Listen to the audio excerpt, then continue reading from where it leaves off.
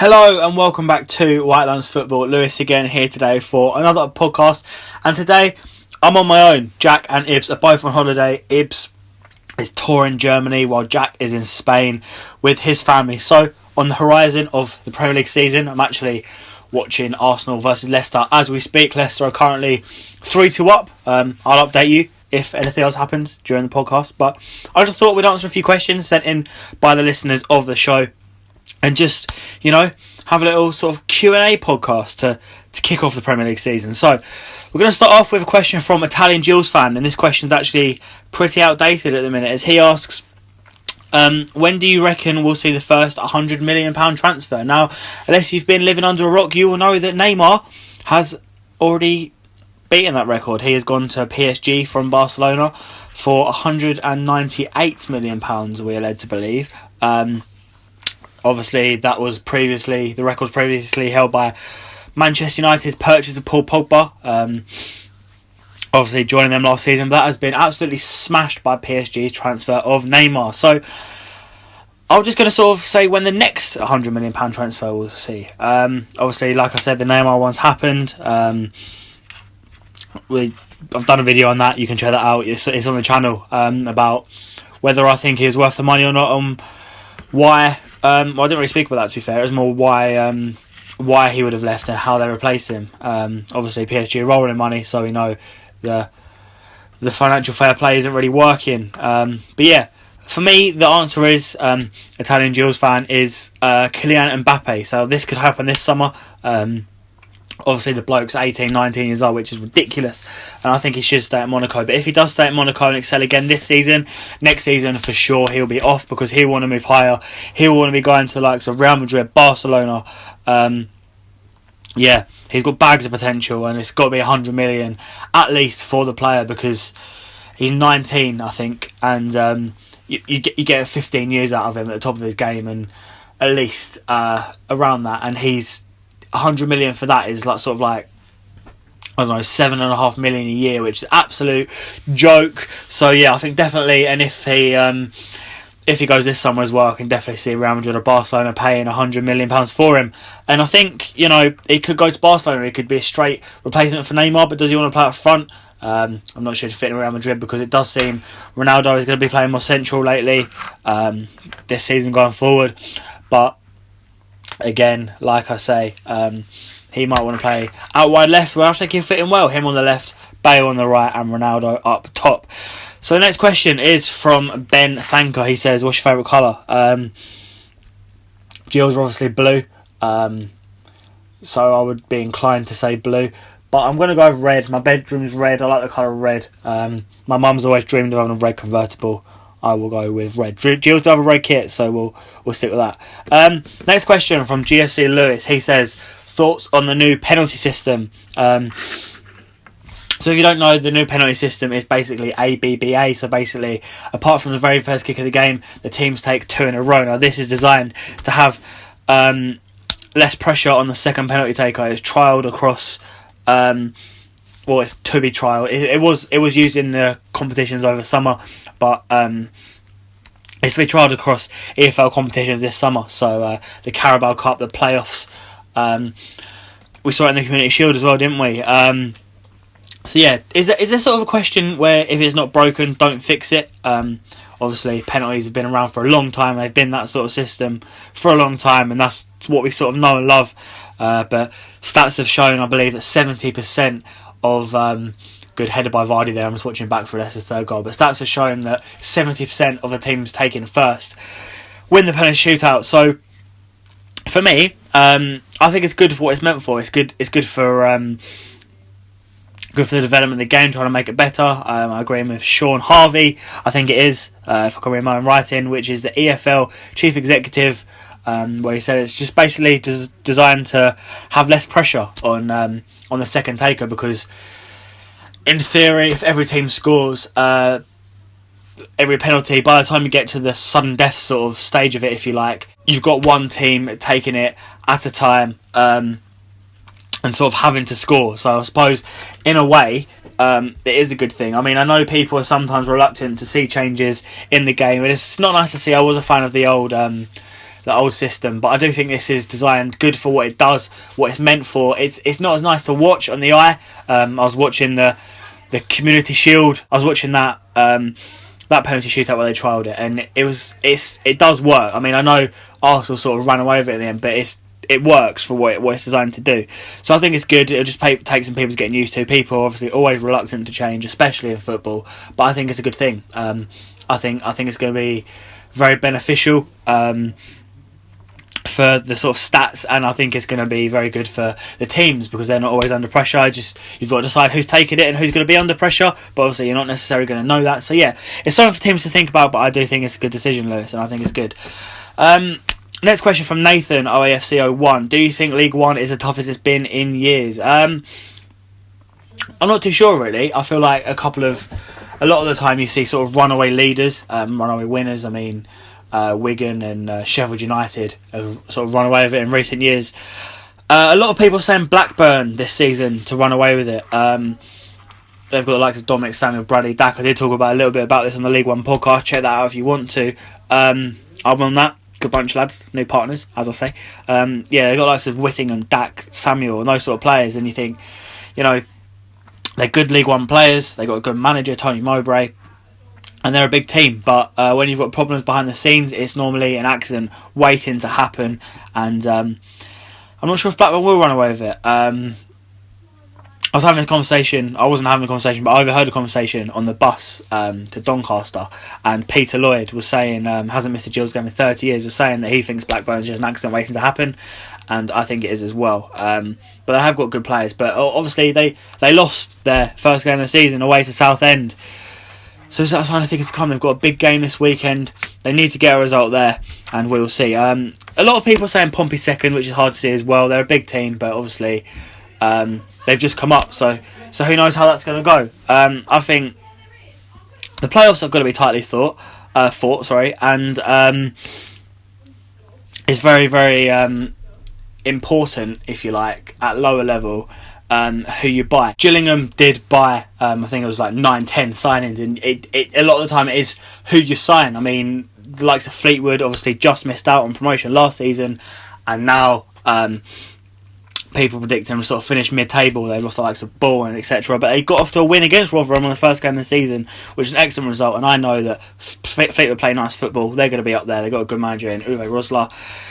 Yeah, to be honest, I think the playoffs could be tightly fought. You got to look at the teams that could break into there. You've got the likes of Bradford, Scunthorpe, Southend, Fleetwood again, like I say, and you've got the likes of Wigan,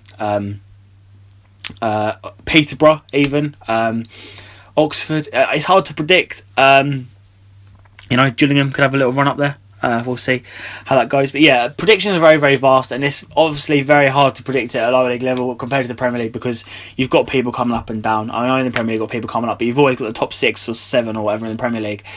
Lower down, you don't always have that, and it's all about who comes in and out. Managers often don't stay in the same place because they get snatched up by higher league teams, etc. But yeah, I wouldn't say it's the tightest. Maybe, because I don't think there is a clear favourite. I know that Blackburn are being predicted, but I don't think there is. So we'll see, Nathan. I'm going to agree with you, though, Changed my mind at the last minute. I'm going to agree with you. There's a lot of solid teams in the league this year. Next question from Dale Jude. How do you feel when a player leaves your club for a better team? Do you want them to progress or just wish they hadn't gone? E.g. Bradley Dack. So if you didn't know, listeners, I'm a Gillingham fan, and we this summer we lost Bradley Dack to Blackburn Rovers, as I've already mentioned, and he was a big player for us. He won League One Player of the Season a couple of years ago. He's always been a big player for us, and we always knew he was going to go. We thought he was going to go last summer. He stayed back, taking photos of fans, sort of saying his goodbyes, and last season wasn't what he wanted. He left the last game of the season, sort of arguing with fans, his last game away to Charlton, and it's not nice. But for me, when it's clear to see, like Bradley, that I don't have a problem with it at all. It's good for his career. He's still young. If he keeps his head screwed on, reportedly he's had some fitness issues. He likes to go out sometimes. We heard about him going out a lot when he was at Gillingham, and people said sort of this was what he was arguing about at Charlton. That he was arguing with the fans. They were saying he went out all the time, etc. And we've seen already at Southend, first game of the season, he's gone out, started trying it on, reportedly, with Olivia off of Love Island. If he can keep his head screwed on,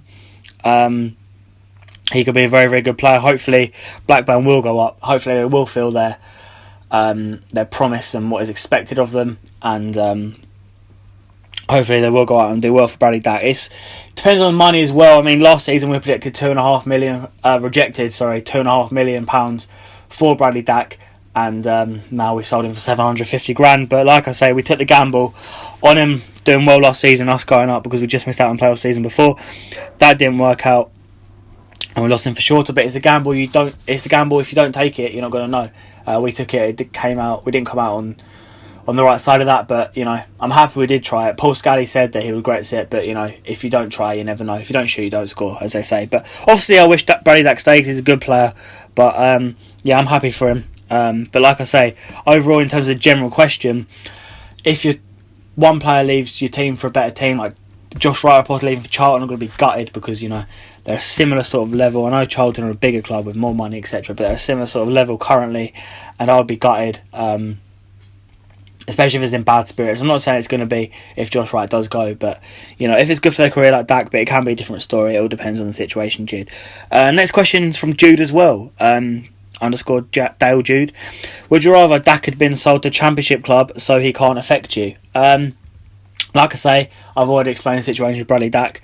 But to answer your question, Jude, no, I'm not too bothered, because I still expect Blackburn to go up. Like I say, they're a train wreck waiting to happen, but the sort of squad they have and the management they have, I do expect them to go up. I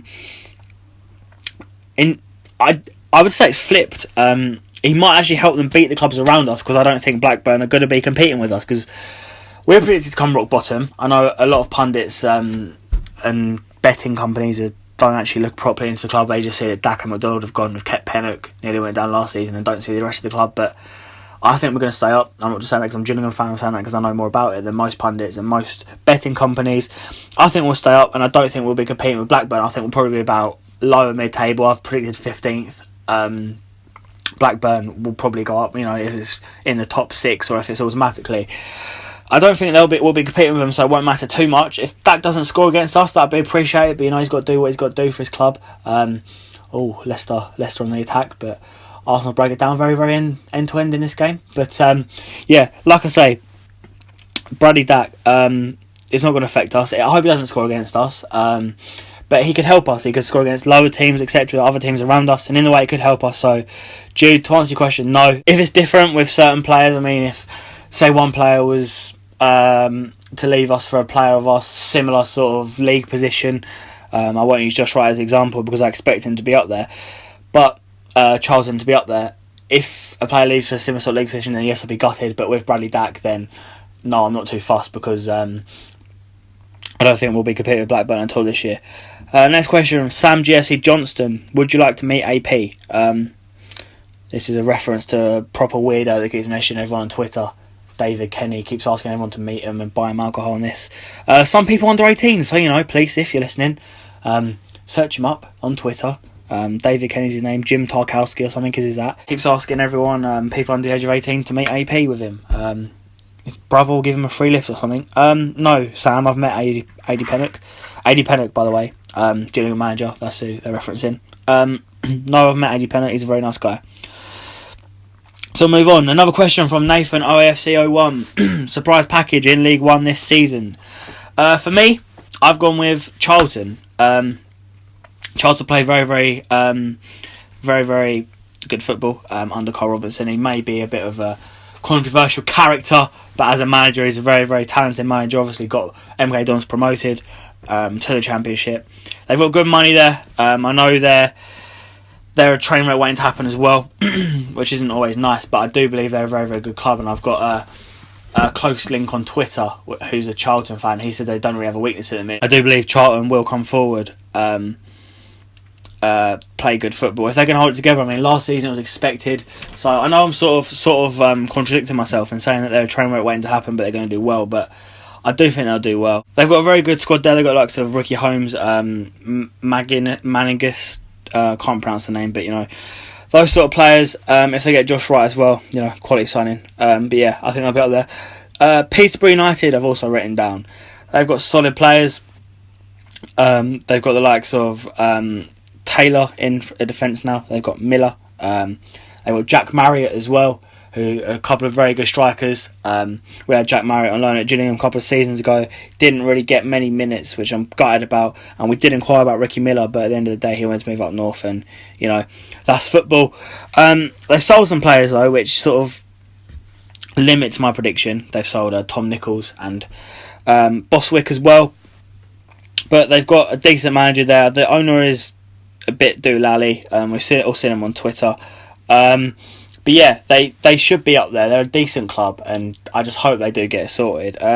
Also, Gills, maybe a bit of favouritism here, but don't look down on Gillingham because we have a good defence. Maybe we struggle to score goals, but we've got a good club now. We've got a good morale. We're going to try hard. This sounds like primary school PE session, but we're going to try hard. We're going to fight for the shirt. I've shown at Doncaster on the first day. No one at that club is not going to fight for that shirt, and I think we're going to do well. I think we're going to do very well. Maybe not up there, but you never know what could happen if we can keep it tight. If we can score goals, then you never know. But like I said, 15th, but I wouldn't be surprised if we did eclipse that. Danny Wiseman, also of the League One podcast with Nathan. Thoughts on modern football? So. On modern football, I'm assuming you just mean how football's evolved, Danny. How it's evolved from old football, if you like. Now, the thing that sticks out for me is a couple of things. Diving, first of all, there's a lot more diving now, which isn't nice to see. Players just sort of diving around. Some players more known for it than others. Ashley Young, they're bringing bands in, which is cool, but, hopefully that'll get out. It's just a temporary thing, diving. Money as well. At the end of the day, it's not nice when players are sort of in the club for money, but it's unstoppable, isn't it? Money's unstoppable because of the amount of money in the industry. You see the likes of 200 million for Neymar. You see the wages being spent on some sort of players like in China, etc. But because of the industry, it's not unstoppable. It's not stoppable. When you play for the money, it's not cool. You sort of see players sort of have careers ruined because of the money. You're looking at a couple of players going to China, those sort of players. But it's not nice, but it does happen. That's up to them. Pre-season tours is something I want to talk about as well. Little clubs tend to stay in the country, stay local. The furthest we travelled was to Essex for pre-season to face Colchester and Canvey Island, but other clubs, you've got the Asia Cup, you've got clubs going to different countries, and I know it's all commercial and I know it's all money based. It's not necessarily great because I don't see the point of them playing Premier League teams in different countries. I know it's for fitness, I suppose I do really see the point. It's for fitness and all that, it doesn't matter, but it'd be nice to just play some games on your home turf. I know that happens sometimes with Arsenal in the Emirates Cup, etc. But it's good for money because it spreads the club's name. It brings money in it. They can sell merchandise abroad, and that's what you expect. Tactics are cool. The development of tactics. Pep Guardiola is someone I admire closely.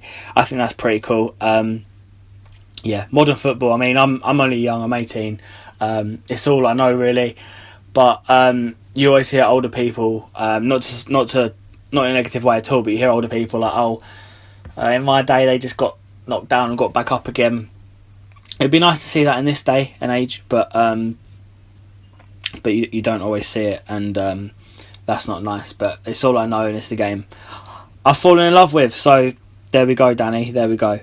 Next question.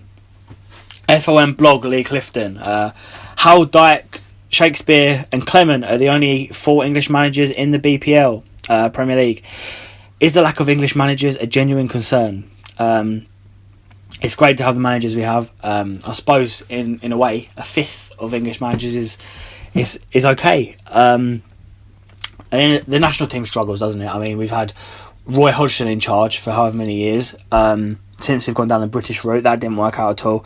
Now I've got Gareth Southgate, who, although has the good intentions and the heart for the country, Is he necessarily the best manager? Failed at Middlesbrough, didn't he? He's done well with the under-21s, but to step into the national team job, is he capable? Out of them four, I say Howe is probably the best choice.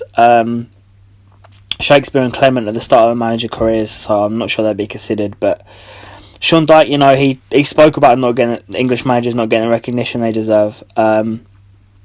Not getting the recognition that if he was Spanish, that he might get because of what he's done with Burnley. He got them a good finish last year. He's built a good foundation there, and I think they could push on. Did that in the Premier League prediction video in the last podcast actually. They're all very good at their job. I mean, Eddie Howe, you've seen what he's done with Bournemouth. Absolutely incredible what he's done there. An 8th place finish, I believe, last season in the league, which is absolutely exceptional. Dyche, like I said, what he's done with Burnley is excellent. I know he got him relegated, but he's gotten back up and they're doing well. Hopefully they can... Oh, hello. Arsenal have just scored. Aaron Ramsey with the goal. That's 3-3 now. Interesting first going to the Premier League. Good goal, Xhaka out and Ramsey puts it in. Anyway, back to the question. Dyche's done well. He's brought a foundation there. Like I say, if he's Spanish, might have more recognition. They need to start their away form. That's poor defended by Leicester, but they need to start their away form and they'll be good to go. Shakespeare's done one with Leicester. He's sort of saving for relegation, but again, first job. We'll see what he can do. Like I said, they're drawing 3-3 now. They were in the lead till... At the start of this question, they were in the lead. Now they're drawing, but, we'll see what he can do this season, I'm sure. And Clement, of course, was at Derby. He's been a coach with Carlo Ancelotti at the likes of Chelsea, Madrid, Bayern Munich. But again, he saved Swansea last season. We'll see what he can do this season. All of them are relatively young. They still might get the chance. They might develop into world-class managers, especially Eddie Howe. He has a lot of potential. It's better than what it was, but it has the potential not to be because of these managers. They're all relatively young, and they're all very, very intelligent managers. And like I say, maybe you do want a world-class manager. I mean, you're looking at certain. If you think of world-class managers, you're thinking Guardiola, not English. Mourinho, not English. Klopp, not English. Ancelotti, not English. Zidane, even, not English. And, maybe that is a concern, but I think for the future, definitely these four, they're going to do well. And we will see more come through. We will in the years. Maybe the likes of Gerrard going into coaching roles now. John Terry wants to be a manager. We'll see who comes through. But maybe it is a slight concern, but I don't think it's too much of one because the future does look good. Another question back from Ben Thanker. You talk a lot about Gilles, but not much about Liverpool. What are your thoughts on the club this season? So, again, Lacazette, what have you done? Oh, no, he took too long. Excellent chance for Lacazette in the 85th minute. But it's a good save, I think, from Schmeichel. Was that a save? Good work from Giroud. Lacazette looks a very good play, very good. Oh, it took a deflection and a good save. Very, very good. The corner in and the header. Oh, he's covered. Oh, Giroud's just scored. Giroud has just... Has it gone in? It's gone in. Oh, no, what is going on? Giroud has just scored for Arsenal. It's 4-3. Oh, that is so harsh on Leicester. I feel like the question from Lee has haunted Leicester because they've just conceded 2 goals since I've been answering the question. But the corner comes in from Ozil. I'm assuming it was Ozil. Didn't quite see. Is it Ozil? Is it Ozil or Xhaka? It's Xhaka. Xhaka takes the corner. Giroud's got the defender is all over Giroud. I think it's Maguire is all over Giroud. Yes, Maguire. Harry Maguire is absolutely all over Giroud. Ends up on the floor. Morgan Johnson's header loses out. Should have been a penalty if it wasn't given. But Giroud, with the help of goal line technology, confirms the goal. And Arsenal go 4-3 up in the Premier League opener. Anyway, this is not a commentary on the Arsenal game. This is a question and answer podcast on White Lines Football. Anyway, I just want to explain the link with Liverpool. So, I've done this like 3 times now online, but I want to do it again. Basically, when I was younger, I sort of saw the Premier League table on the back of the newspaper. I was like, yeah, them. Pointing to Liverpool, 3rd in the Premier League at the time. Dad, I like them. Alright, son. First Premier League, sort of any football team I followed. Grew up not liking football. I know, weird. But 8 years old, that time comes around. Thought the championship was high, it's got champion in it, must be higher. So, not like I was just picking the best team I saw. Man United are probably top at the time, so thank God I didn't do that. Couldn't imagine life being a Man United fan. Anyway, sort of followed Liverpool for a while. Always keep an eye on Gills. My teachers at school gave me free tickets to Gills, and I started going to Gills, my local team. Sort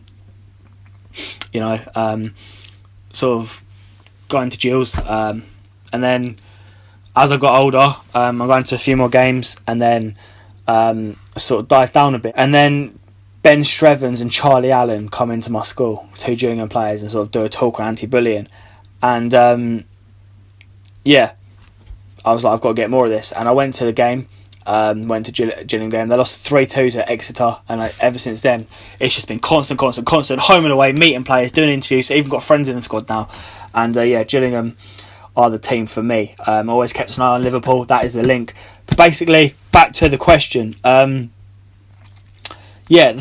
couple of things to cut for me for Liverpool.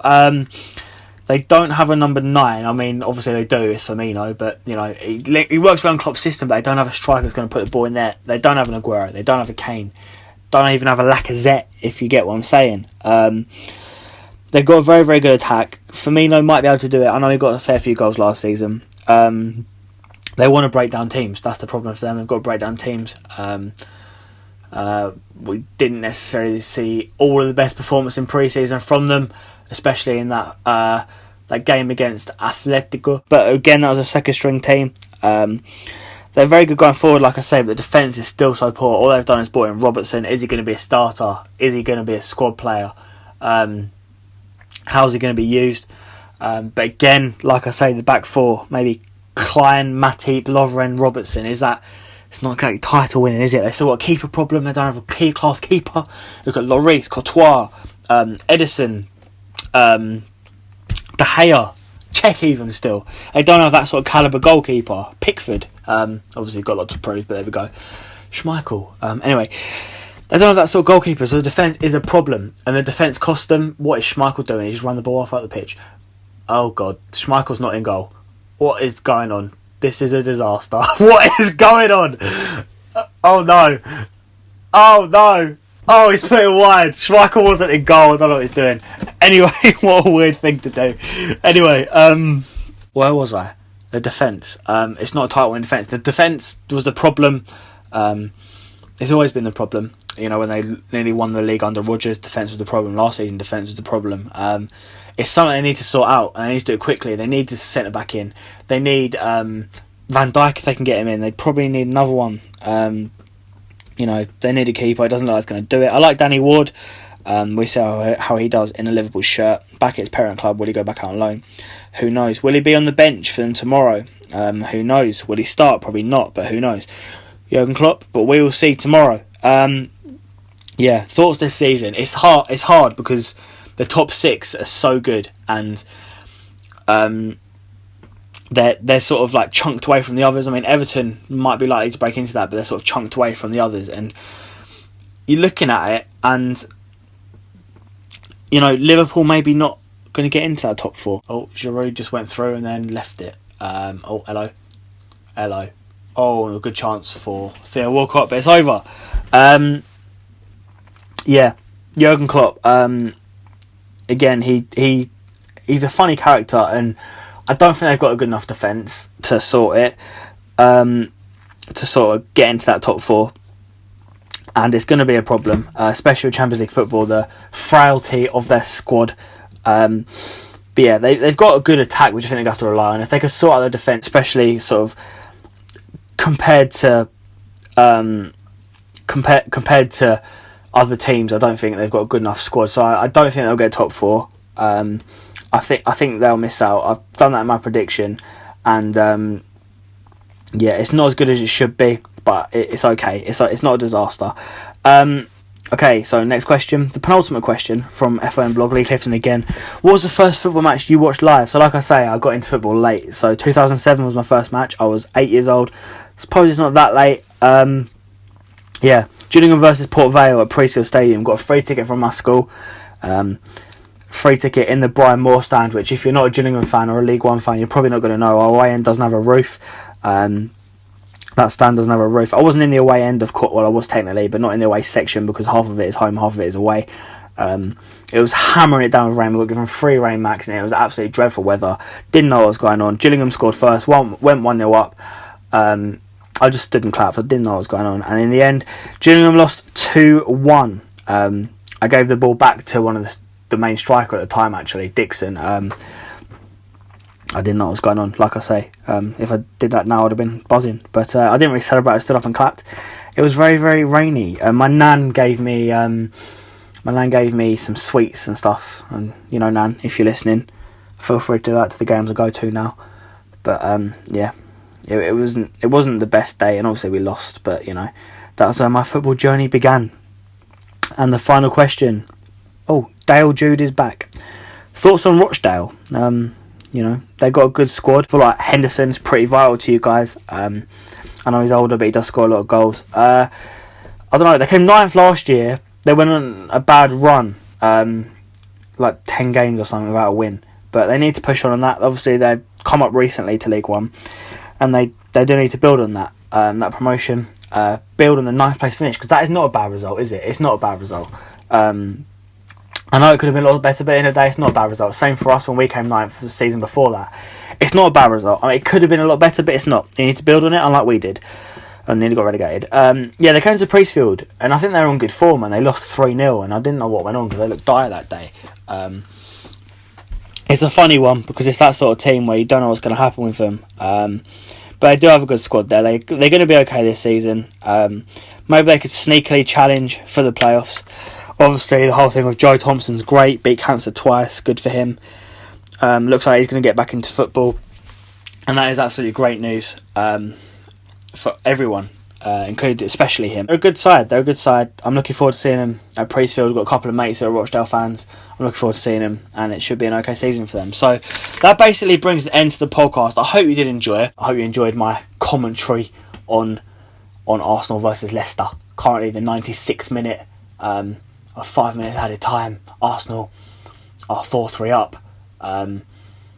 They've won the game. Arsenal have beaten Leicester 4-3. The full-time whistle's just gone. I hope you enjoyed my commentary on that. Sorry, Craig Shakespeare. I did give you praise in the question, but your team did concede twice. Sorry about that.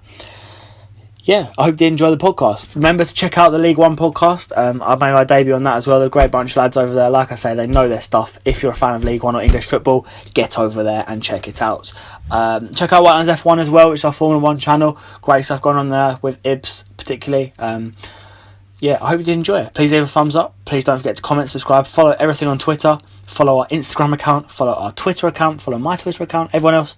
And yeah, hopefully next week I'll be back with the lads. At least one of them. Maybe I won't be here. Who knows? Hopefully all 3 of us. Who knows what's going to go on. Please remember to like, subscribe and all that good stuff.